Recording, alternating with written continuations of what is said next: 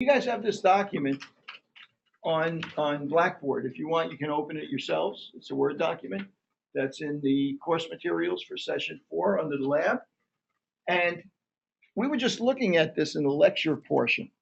And in the lecture portion, we learned that I'm recording. In the lecture portion, uh, we learned that standard distributions where you have a variable where the different, if you sample randomly, that the value that you get will just be determined by chance. In other words, let's say the average weight in the population is 180 pounds.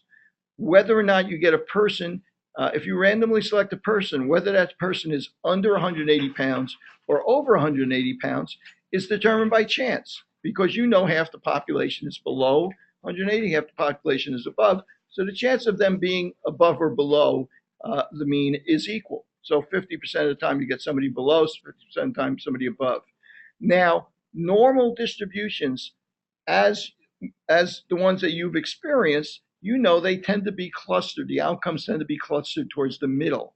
In other words, if the average weight of men in the United States is 180 pounds, you know, well, it wouldn't be very unusual to find someone that's 170 pounds if you sampled randomly, or 200 pounds if you sampled randomly.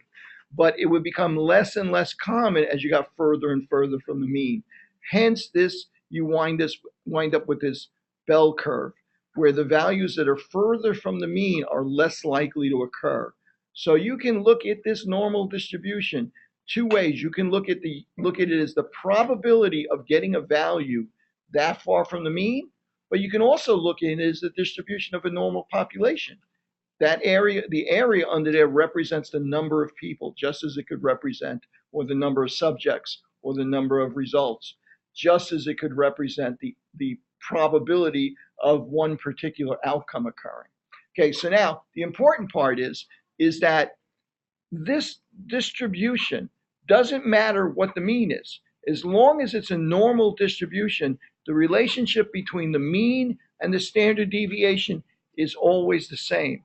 Doesn't matter if this is a tall and narrow normal bell curve or if it's a wide, flat normal bell curve.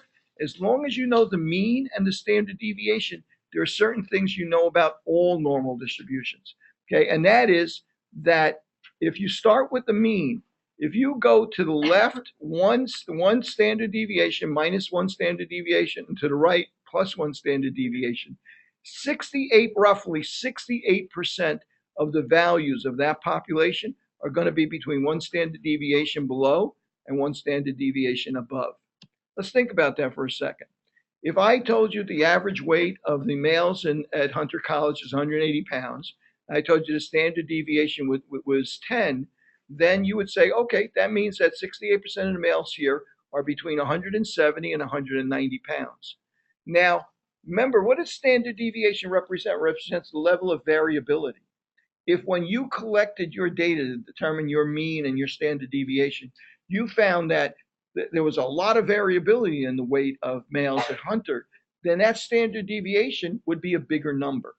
So if the standard deviation, instead of being 10, is 30, then you would say to yourself, well, one standard deviation below is no longer 170. Now it's 30 below 180 would be 150, and above would be 210. So 68% of the population is between 150 and 210. So it's a much wider range. It's a flatter bell curve. But the relationship we have between the mean and the standard deviation is still the same. This gives us an enormous amount of power. If, for instance, I wanted to figure out, let's define a normal range for blood pressure. And we're going to define a normal range for blood pressure as the blood pressure that represents the range that 95% of the population occupies. Okay, so if the average blood pressure is 100 and the standard deviation is 10, then you would say, well, two standard deviations below that would be 80, and two standard deviations would be 120. So you'd say 95% of that population has a blood pressure between 80 and 120. Only 2.5% is below 80, and only 2.5% is above, what did I say, 120, right? So I could define what I call normal. Anything below 80 is unusual blood pressure low, or unusual blood pressure high. So, but I have a lot of power with it. This is called the empirical formula. It's really kind of an estimate, right? But it gives me a lot of power. Let's say I asked you, same problem. Standard deviation of the mean blood pressure is 100, standard deviation is 10. And I asked you, what's the probability of having people in this population whose blood pressure is above 110? Well, that gets a little tricky, right? Because now I'm only looking at the area that's above one standard deviation. This area to the left, to the right of this one standard deviation, or a z-score of one standard deviation, right? So I want that area. I don't really know that area, do I? I know that from here to here is 68%, from here to here is 95%, and from here to here is 99.7%. But if I look at this more closely, I can see, well, the mean, it's symmetrical. So the mean is in the middle. So instead of 68%, I can say 34% is in the left of the mean, 34% is to the right of the mean. Well, if 34% is to the right of the mean, that leaves what percentage for that right tail, right? What percentage would that be? That would be 16%, because we know 50% is above the mean. If 34% is here, that leaves 16% between this blue area here and the lighter blue area here. So 16% of this population has a blood pressure above 110. What percentage has a blood pressure below 80? Well, we already kind of know that, don't we? Because 95% would be from here to here. So below this would be 2.5%. From here to here is 95%, so at least 5%, but it's split up between the upper tail and the lower tail. So 2.5% is below 80, and 2.5% is above 120. Remember, he mentioned that one of the important numbers for z-scores was 1.96. Well, we're lying a little bit when we say that 95% of the distribution is between two standard deviations below and two standard deviations above the mean. We're really kind of lying a little bit. We're using round numbers. Okay. In fact, 95% of the population is between negative 1.96 standard deviations below and negative plus 1.96 standard deviations above, is really what it is. So that means 2.5% is below this, below negative 1.96 z-score or standard deviations, and 2.5% is above. So what is that? 2.5 and 2.5 is 5%. In statistics, we very frequently, when we're trying to make a claim about what might happen or what's true or not true, we're willing to accept a certain amount of risk of being wrong. We call that an alpha error, a level of alpha error. We're going to learn about that later on in the semester. Anybody know what the level of alpha error in most studies is set at? 5%. That's why that z-score is so important, 1.96.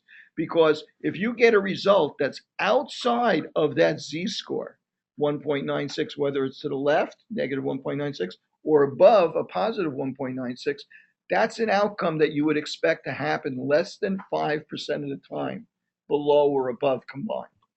That's why we are so interested in that particular z-score. Another one that he mentioned was 1.64. 1.64 happens to be the number of standard deviations below the mean and above the mean that'll give you 5% at either end, which means that if you're outside of that area, that's an outcome that would only happen 10% at a time.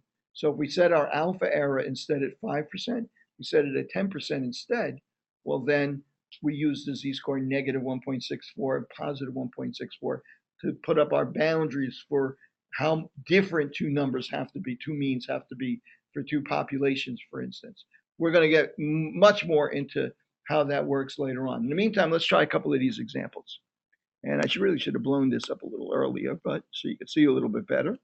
Let me just make sure you guys are okay online. You guys okay online? Okay, no response. Hello. Okay, good. Just want to make sure you're still there. Thank you. Okay, I'll check every 5 or 10 minutes to make sure you don't have any questions. Okay, so let's take a look at these questions. Assume the heights of adult Caucasian men have a mean of 68 inches and a standard deviation of 4 inches. Find the probability that a randomly chosen individual from this population has a height greater than 68 inches. Okay, the mean is 68 inches. Standard deviation of 4 is 4 inches. What's the probability if you pick a person out at random that he would have a height greater than 68 inches? 50%. It's the mean, right? Good. Okay, how about between 64 and 72 inches? How much? 68%, right? Empirical rule, because that's one standard deviation below, one standard deviation below. How about 60 and 76? 95%. Chances are is that he would have that randomly chosen individual would have a height between 60 and 76 inches in this population. Okay, assume the heights of adult Caucasian women have a mean of 63 inches and a standard deviation of 3 inches. What percentage of women in this population have a height greater than 63 inches? Again, okay. Now it gets a little bit different. How about greater than 66 inches? Okay, 16 or 15.9, 15.9 if you want to be a little bit more precise, but 16% using the empirical rule, right? Because yes. I was wondering if you get that wrong.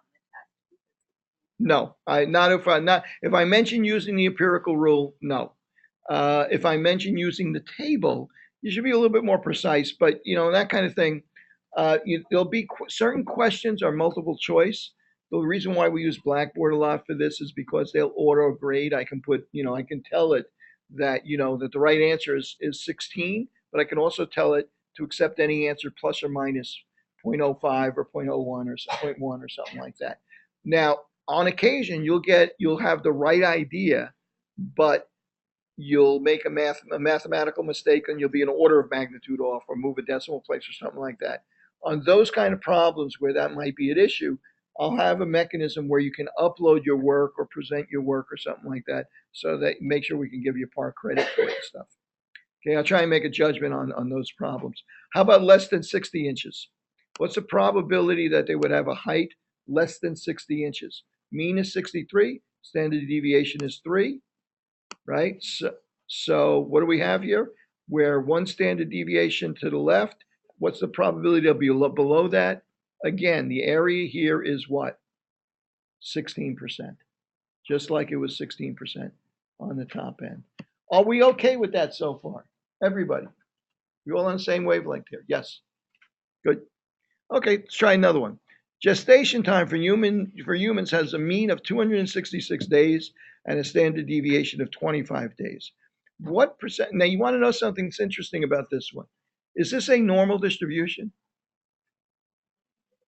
Is this really a normal distribution? I'm using it as a normal distribution.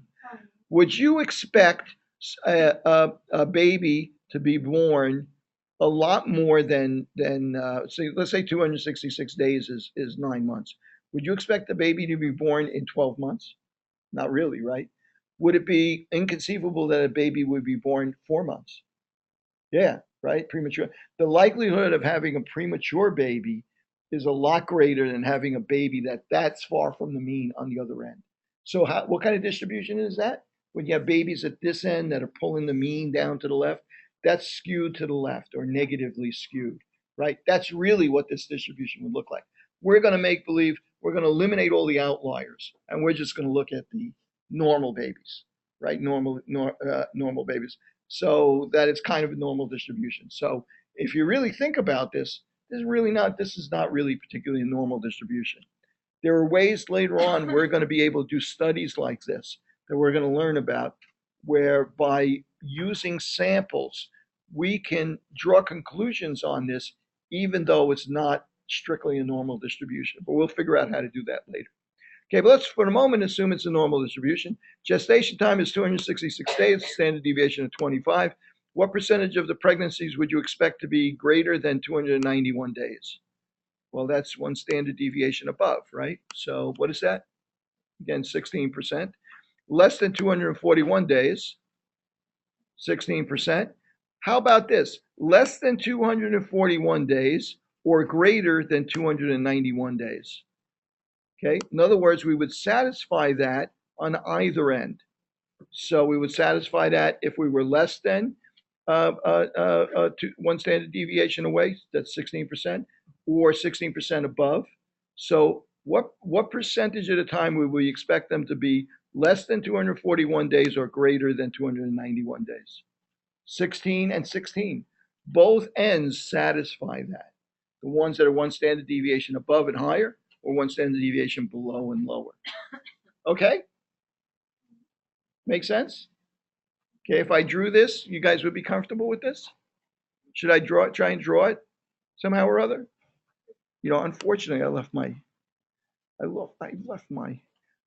I wanted to bring my trackpad and and I have a wireless microphone that I can use. I can get up and walk around and talk to you guys. But unfortunately, I couldn't make it home after work, and I didn't bring them to work with me. Okay, open resend. Let's open this thing over here. Okay, we don't need that. And you know what I'm going to do? I'm going to go over here. Let me see if I can't get this over here. Cheat with this a little bit. This bell curve, formula, binomial, table, standard normal distribution. See if this will work. Hit file. Up here we go. Okay, so in this particular case, what were we looking at? We were saying that the mean was, how much was it? 266. 266. And the standard deviation was 25.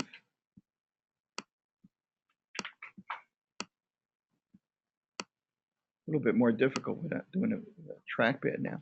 Okay, and I was looking at what's the probability that they would be below 200 and, what did I say, 241?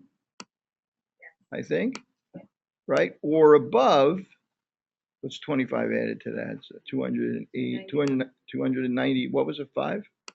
91. What's the probability they'd be below 241 or above 291? Well, we know that this area, to the left of the mean, if that's 34%, that leaves 16%. And this area represents 16% of the outcomes above the mean. So the probability they would be either below that level or above this level is going to be the sum of these two areas, or 32%. Okay? So you can imagine there's a lot of ways we can go with this. There's a lot of information that we can tease out of this. Problem is, so far, we've only used whole numbers for the z-score, for the number of standard deviations. Real life is not going to be like that, right? So maybe we're going to get into a spot where things are going to change. And I think that's about to happen right now. Assume that the heights of adult US women have a mean of 63 inches and a standard deviation this time of 2 inches.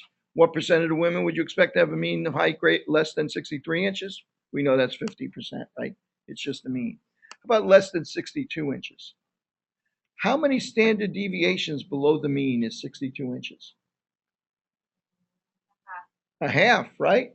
In other words, the standard deviation,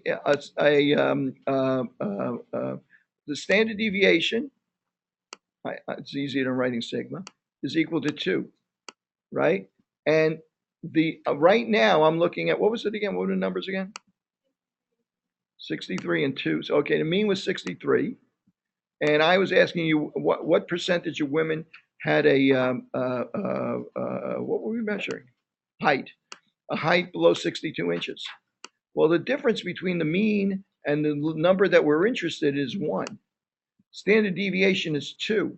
So the z-score is equal to the difference between the mean, I'm going to call that mu, the value, x, minus the mean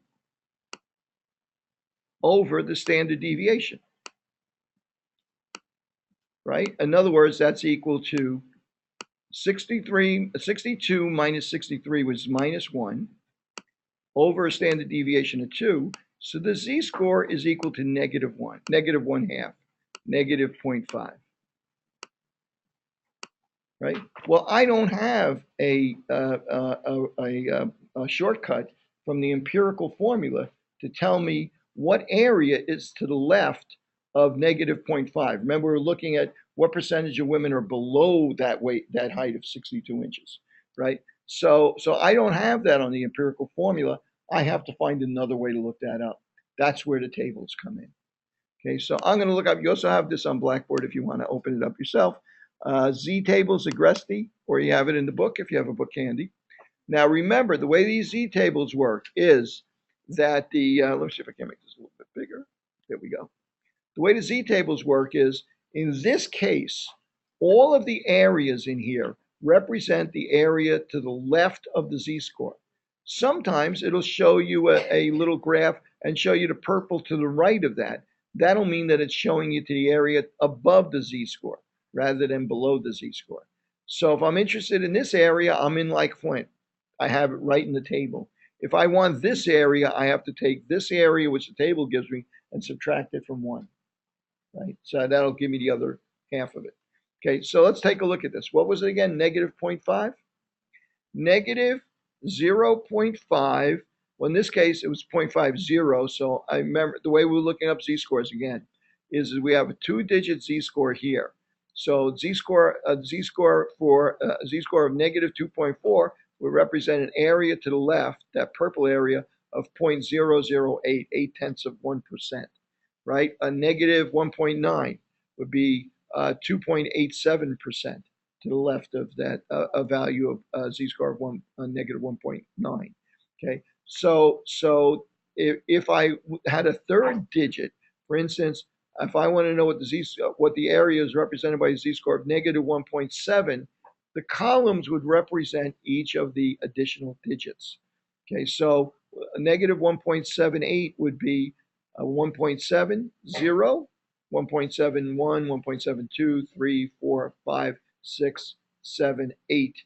Next one would be 9. So 1.78 would be an area of 0.0375, right, or 3.75%. Now ours was just negative 0.500, negative 0.500. The area to the left of that is 30.3085 or 30.85%. You can use it as percentage or as a probability, 0.3085. So if I go back here, in this particular situation, 30.85% of the women have a height less than 62 inches. I'm going to call it, for our purposes right this second, 31%, 30.85 called 31%. 31% have a height less than 62 inches. If I asked you what percentage of women in this population have a height greater than 62 inches, what would you say? If 31% have a height less than 62 inches? Yeah, one minus that, which is going to be 69%, right? Yes, 69% would have a height greater than 2 inches. Okay, comfortable so far? We all right? Am I going slow enough so I'm not losing you guys? Okay, good. Okay, let's go back to that problem set. Okay, what percentage of the women have a height greater than 66 inches? Well, how we calculate the z-score again? The z-score is going to be the value that we're interested in, the x, 66 inches, minus the mean, which is 63 inches, that's 3, divided by the standard deviation, which is 2. 3 over 2 is 1.5, positive 1.5 in this case, because we're to the right of the mean. And if you use x minus the mean over the standard deviation, you'll always have the right sign, because if you're to the left of the mean, it's going to be a negative outcome. If you're to the right of the mean, it's going to be a positive outcome because it's x minus the mean. Okay, so it's 1.5, right? And we're looking for the percentage of women. What percentage of women have a height? Actually, that should have said have a height. What percentage of women would you expect to have a height greater than 66 inches? Not really a mean, but a height greater than 66 inches. Okay, so now let's go back and look at that. So I'm going to go to my, well, if it were one standard deviation, two standard deviations, I could kind of use the empirical formula. But since it's 1.5 standard deviations, I have to use the Agrusty's table. Notice that we know immediately that the area from 1.5 down is going to be more than 50% because on the right side of the mean. That's why it looks like that on this sample diagram that they give you. 1.50, 93.3% of the population is going to be, given this standard deviation, the mean is going to be below 66 inches in height. So what percentage of the women are going to be above 66 inches in height? It's going to be 1 minus 0.93 or 93%, or roughly 6.7%. Okay, that's how we're going to wind up. Now, I'm sorry I don't have my trackpad with me because I encourage you, especially in the beginning, on these kind of word problems, draw a normal distribution every time. Just take a pencil, draw it every time. Draw the mean. Draw where you think that number is. Numbers, make little tick marks. Well, this is about 1 standard deviation above, 2 standard deviation above and below, 3 standard deviations, and that would be 63 if it's the mean, and it would be, if we're 1 standard deviation below, it would be 60 and 66 and so on and so on, whatever it is on that particular graph. So that way, when you do the problem and you look at it and you say to yourself, well, I got a result of 93, but then you're looking, the area that I'm looking for is only a little thing like that in the upper tail. You got something wrong. You did it wrong, right? Or something didn't work out correctly for you. Okay, so now, percentage of elementary school teachers. Let's see, jumped one here. Body temperature of adults have a mean of 98.6 degrees Fahrenheit and a standard deviation of 0.6 degrees Fahrenheit. What's the probability that a randomly selected individual has a mean body temperature of 99 degrees, greater than 99 degrees? Okay, well, what would that be? How would I calculate? That z-score that represents people with 99-degree temperatures is going to be equal to 99 minus the mean, 98.6, which is a plus 0.4, divided by the standard deviation, which is 0.6, right? 0.4 divided by 0.6 is going to be 0.6666666, or whatever, 7, right? It's going to be continuous. So let's look that up. We're looking for greater than that number. It's positive. 0.666. So I'm going to go here, 0.06. Okay, and we really don't have a third digit, so it's going to be, I'm going to call it 0.67, 0.067, right? Because, I only have 2 digits, so I'm going to round that last part out. Is 0.060, 1, 2, 3, 4, 5, 6, 7. So that's going to represent an area of 74.9%, the way I'm rounding it in my head. Or I'm going to call it, just for our purposes, when you do it, taking the test, go ahead and you keep the digits, but I'm going to call it 75%. That means 75% of the outcomes are below that and 25% are above it. They're asking for greater than. So it's the 25% would be the right answer. What percentage would be less than 98 degrees? Okay, 98 degrees is going to be, let's see, that's 0.6 below the average temperature. X is 98. Minus the mean, 98.6, is going to be negative 0.6 divided by 0.6. We're in luck. That's a z-score of -1, right? So now you could use the empirical formula, but it's not perfectly accurate, right? So I'm going to use a table instead. A z-score of -1 is, if we use the empirical formula, we'd expect it to be 16%. Let's see what it really is.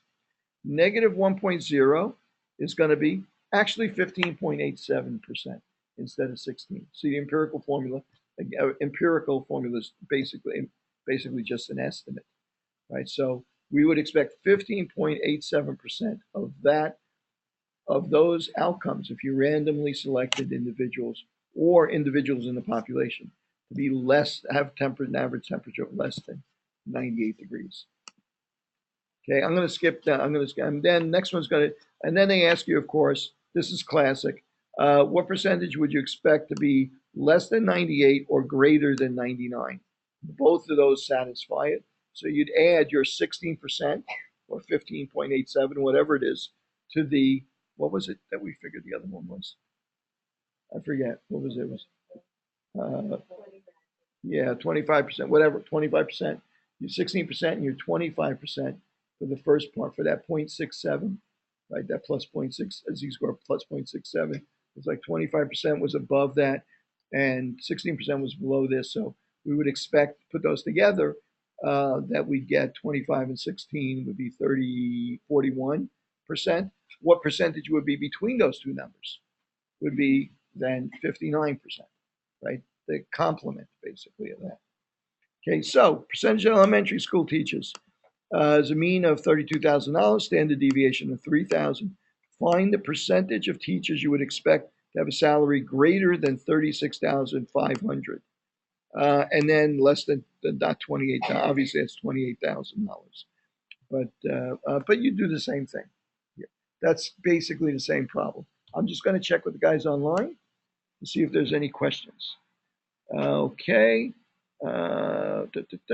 Isn't. Oh, I think you resolved that problem. Okay. Yep, they've been answering their own questions. They're having their own class online here. Okay, guys. All right.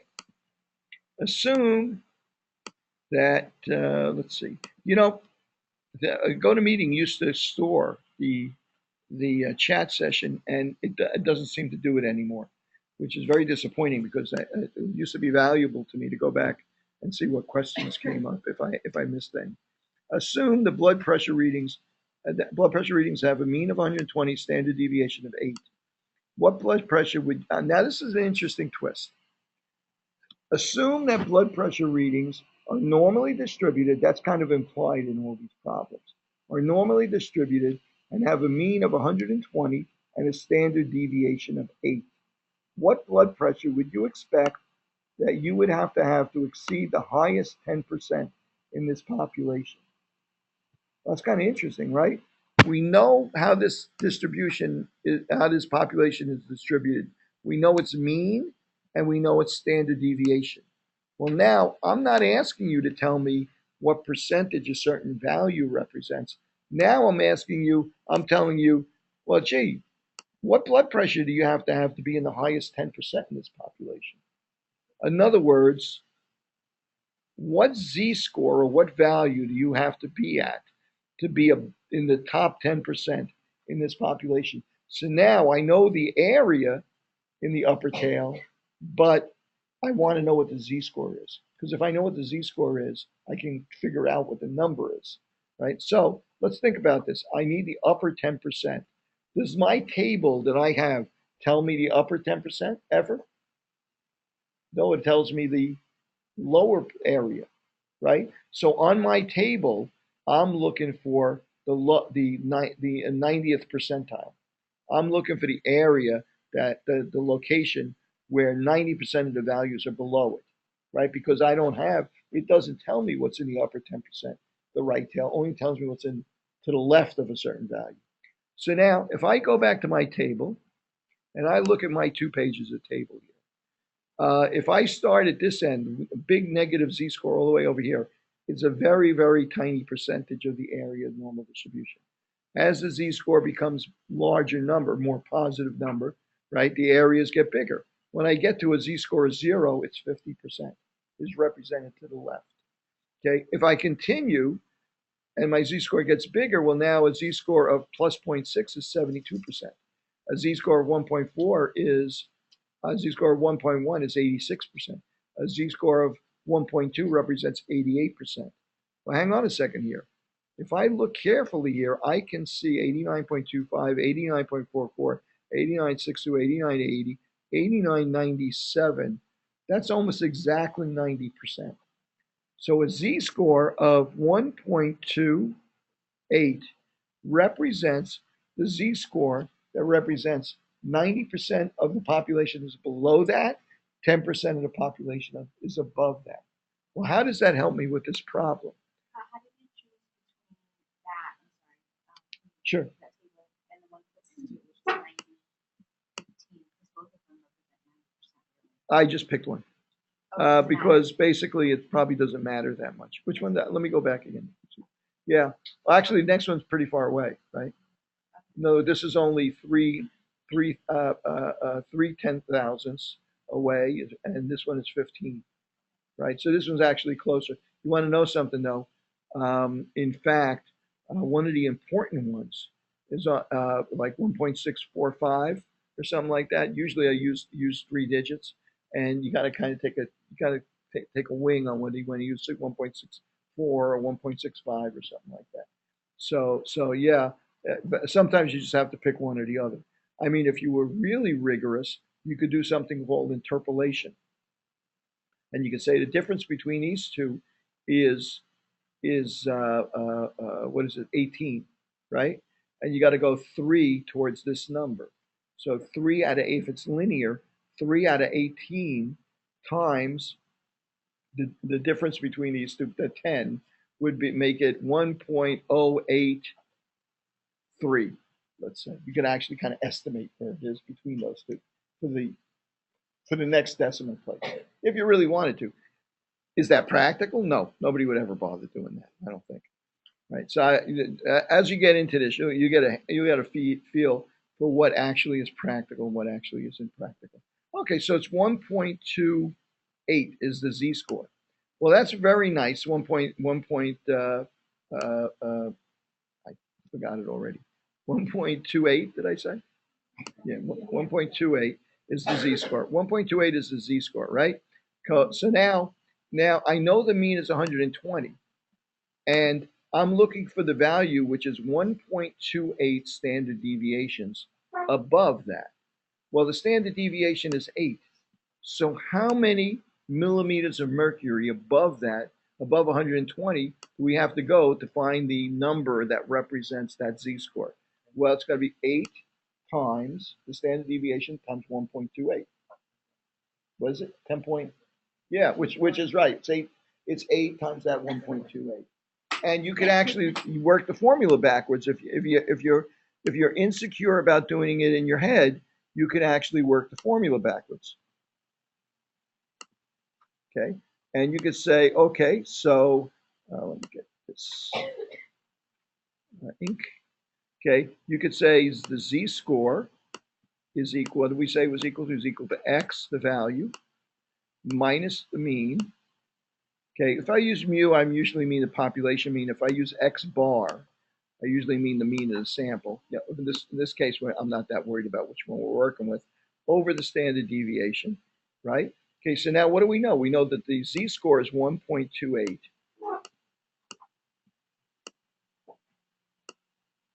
And that's equal to, it's equal to x, which we don't know, which we want to find out, the value, which is represented by that z-score, minus the mean, which was 120.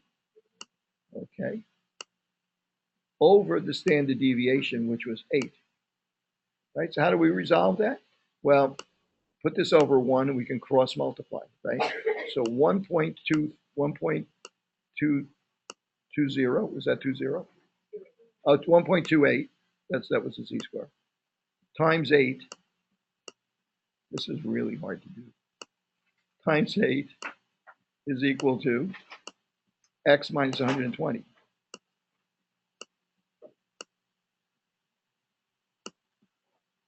Right? So x is equal to, and if you figure this out, what it comes out to 130 or something like that. Right? You can actually calculate what x is, but really it's 10 above the 120, roughly 1.28 times 8 standard deviations above the 120. So you can use that table to work backwards to figure out a value or a weight or a blood pressure that represents a proportion or a percentile in that population, right? So think about all the stuff now, knowing just the mean and the standard deviation. Think about all the stuff now that you can derive from that. Okay, so now I'm going to move on to the binomial distribution. 130. It was 120 plus 10, right? 1.28 times 8 comes out to roughly about 10. So it's 120 plus 10. Okay, so now I'm going to move on to the